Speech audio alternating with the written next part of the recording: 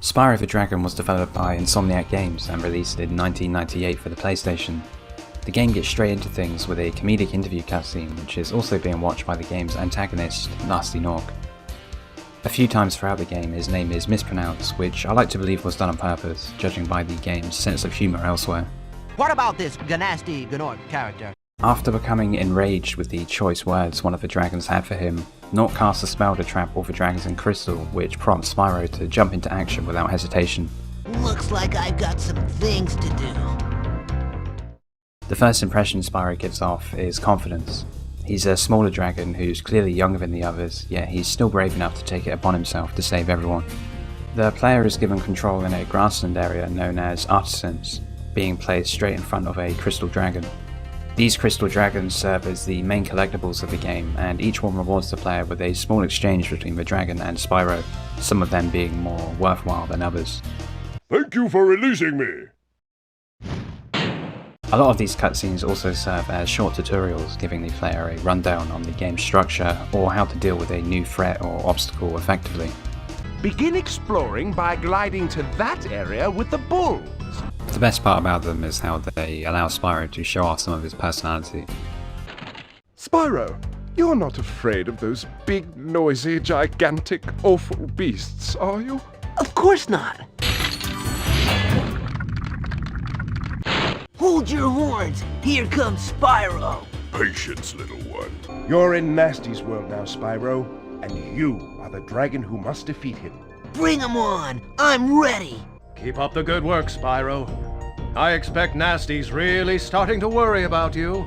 I'd be shaking in my Nork boots if I were him. Wow!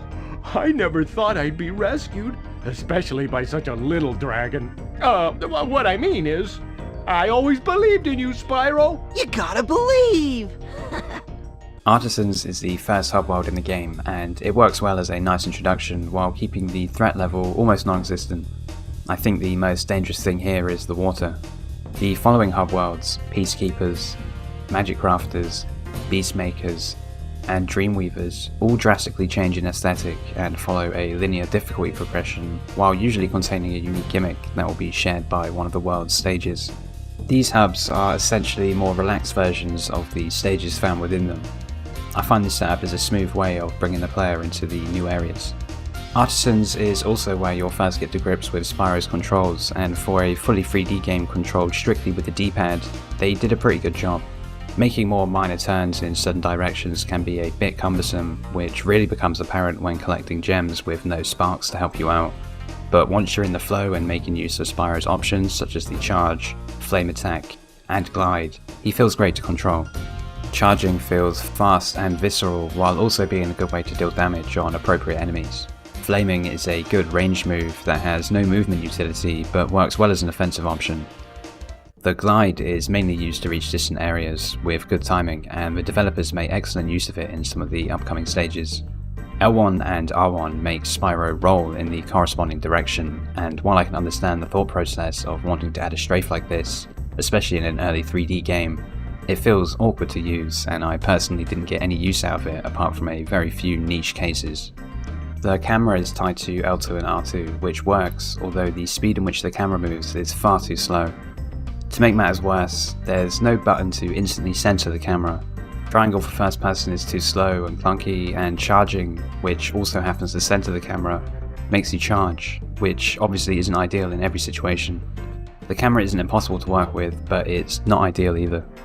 As well as crystal dragons, the game also has eggs, which I'll talk about later, and gems to collect. Each coloured gem represents a different value.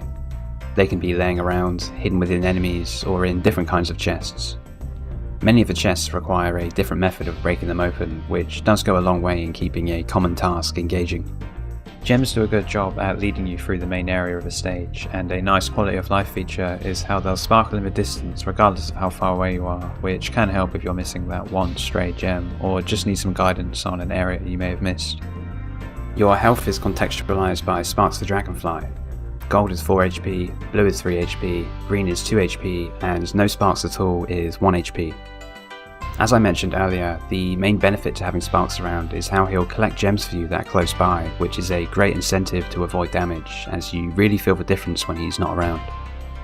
Having the health meter play an active role in a game world like this is a clever detail that definitely deserves praise.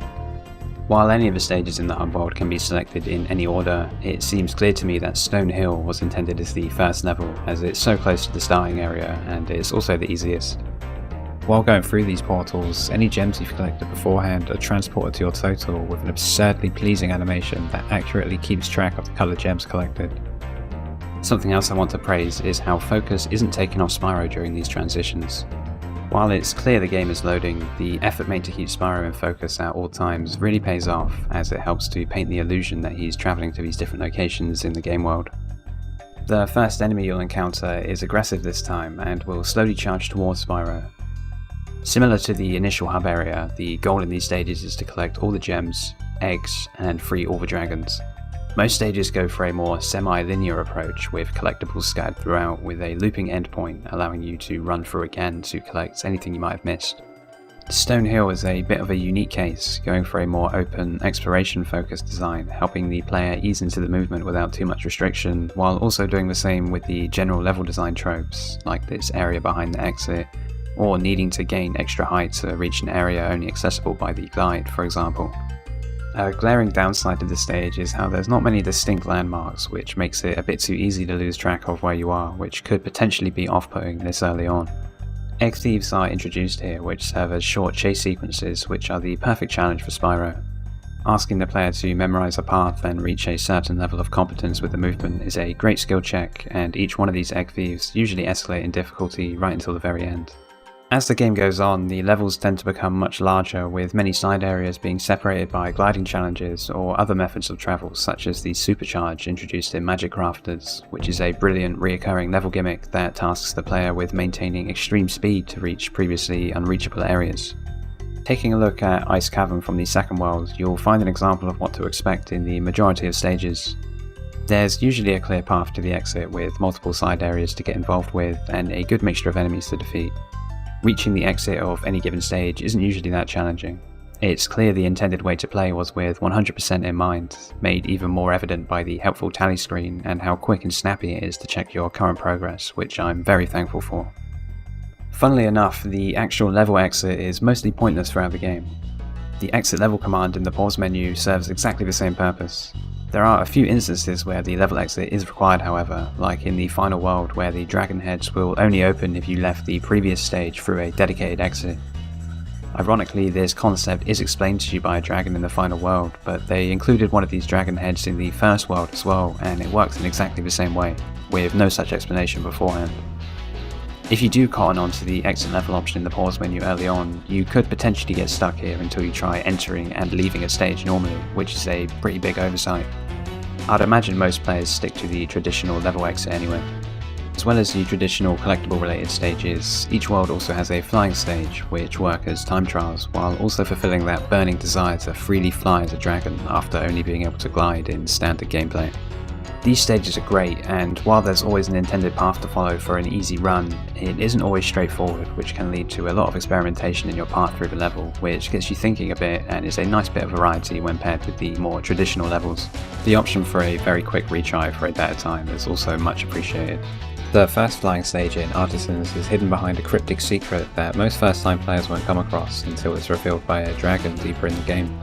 By the time this secret is revealed to you, you could have potentially tackled 2 flying stages that are more difficult than this hidden one, so it strikes me as an odd decision to hide it without at least making it as difficult as the flying stage in the world the secret is revealed in. The enemies throughout the game follow a very appropriate difficulty curve, as well as being unique to their world. For example, there's the cowardly goons in Artisans, the shielded, gun-wielding enemies in Dry Canyon that need to be charged, the Magic Crafter druids who will mock you after manipulating the environment against you, electric area denial enemies in Terrace Village, bow-wielding devils in Lofty Castle, and the classic barrel-throwing enemy with the builders in Nasty's Cove. These few examples, and lots more, all have differing range, independent approaches, and various methods of being defeated. Because each enemy contains a gem, you'll be engaging with them all as well, unless they take themselves out, of course. The developers also cleverly mix the different enemy types to throw you off, while also including a lot of fun enemy placements that work well with the level design. An odd quirk with the larger enemies that I'm not too fond of is how they remain bonkable after being defeated. It always takes me a little bit of time to adjust to this when starting a new playthrough. The stage layouts in Spyro are one of the key reasons why I think the game is such a success. Take the various gliding challenges for example. This glide before the egg thief in Town Square is simple enough, it just requires a bit of basic observation and some timing at the very least. Dry Canyon has a similar situation that requires a bit more observation, yet the starting point is accessed from a much more distant location, requiring greater stage knowledge. My favourite example has to be in Wizard's Peak, where the unreachable area is clearly visible from the start of the level, but the glide point is reached from an obscure location just left of the entrance.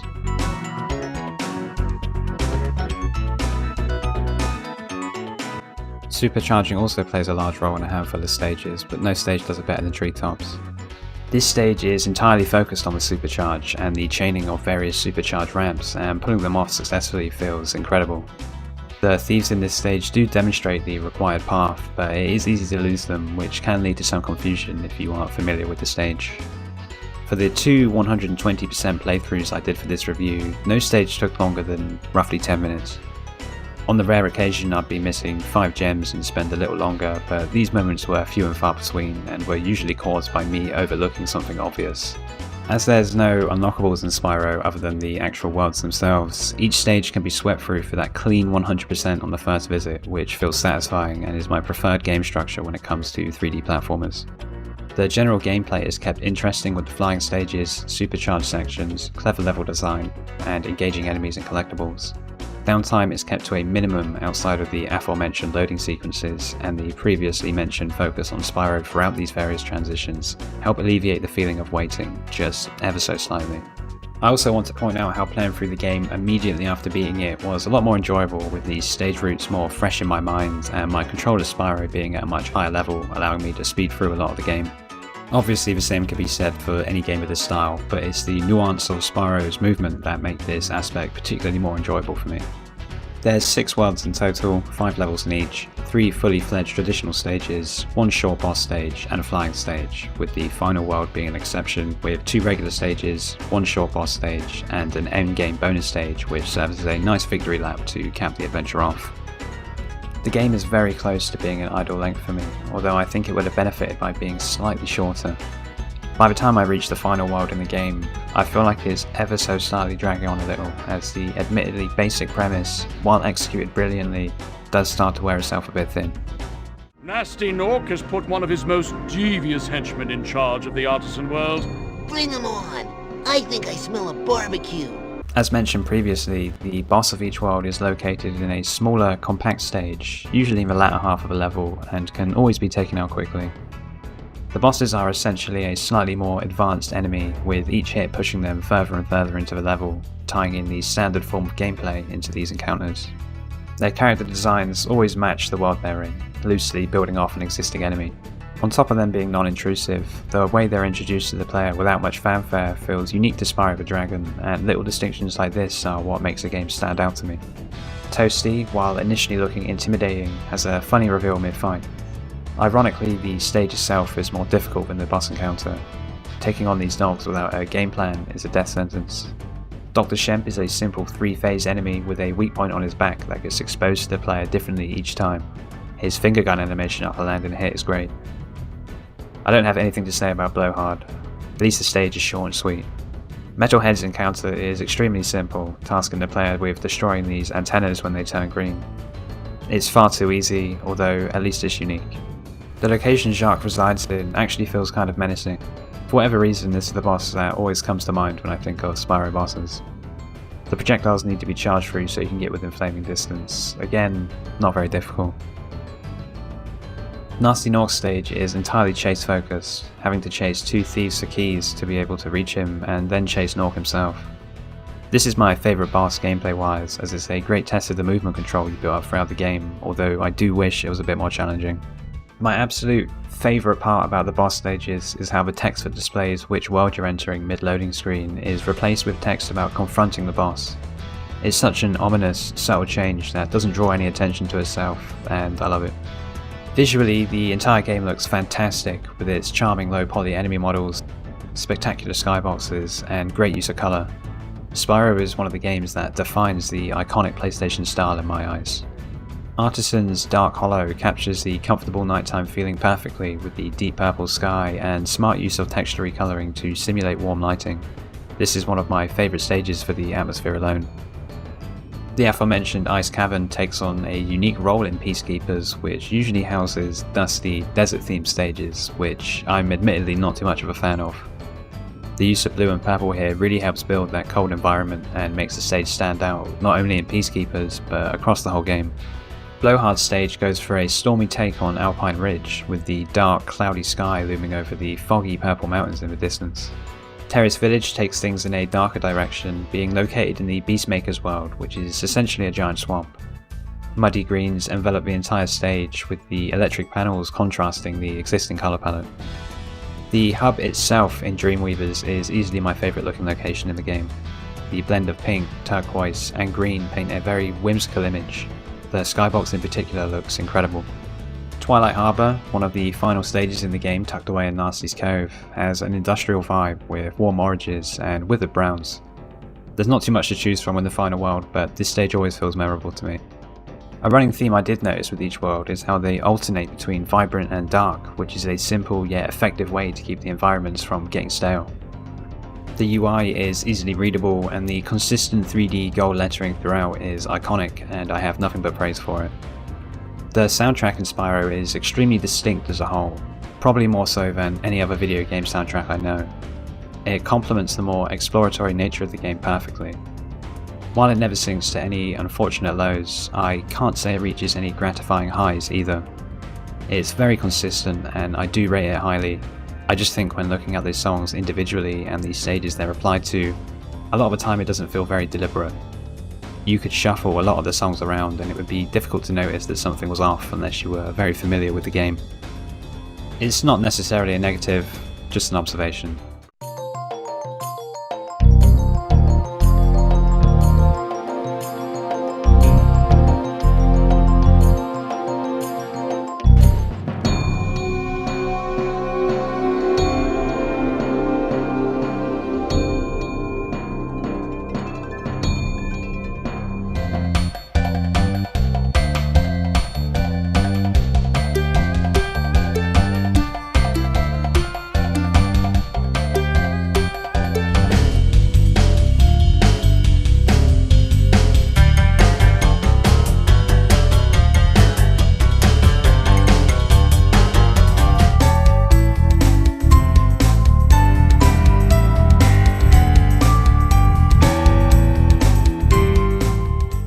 The sound effects are some of the best you'll hear in any game, from the satisfying gem collection, whimsical ambient sounds of portals,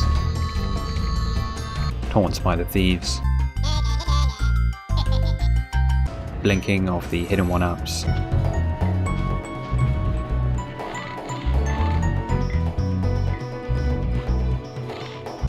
and best of all, the enemy grunts. Before the conclusion, I just want to slip in some small things about the game that I was particularly fond of. The Black Void, loading screens and game over screen all run at 60 FPS, which is extremely rare for 3D PlayStation games. Lots of plants or objects in the game world can be interacted with, like the swinging lamps found in multiple stages and the cacti that shake themselves off after being burned. The fodder enemies that contain the butterflies for sparks are different for each stage. Spyro has a unique animation for trotting up slopes, teetering over ledges, and sliding off steep hills, all of which you don't see too often. Steel chests and armor get visibly hot when flamed. And last of all, the enemies in Peacekeepers reveal all when you burn down their tents. Spyro the Dragon is an essential 3D platformer. There's very little to complain about and a lot to love. The game achieves replayability through simply being enjoyable to play and improve at, with very little pace-breaking pushback on repeat playthroughs, which is a quality I deem paramount for succeeding in this genre.